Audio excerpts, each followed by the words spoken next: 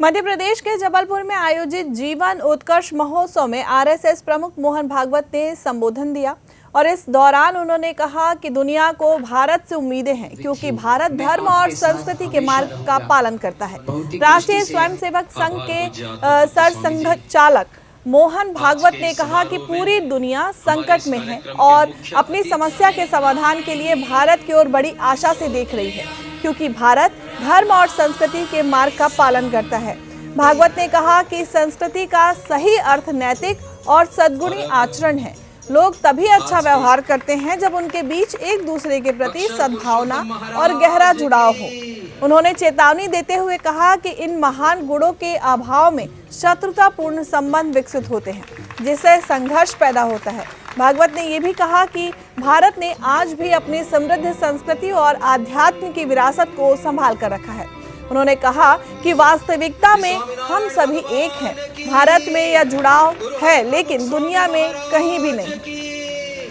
गुरु हरि प्रमुख स्वामी महाराज की। ये मैं इसलिए बता रहा हूं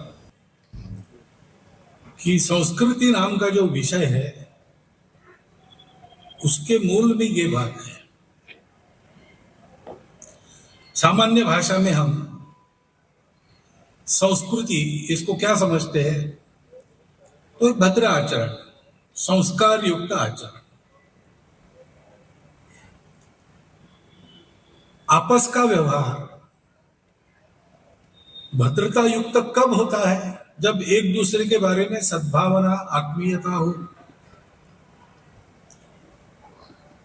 अगर एक दूसरे से संबंध हम नहीं मानते तो रूखा सूखा व्यवहार होता है और एक दूसरे का संबंध शत्रुता का मानते हैं तो झगड़ा होता है।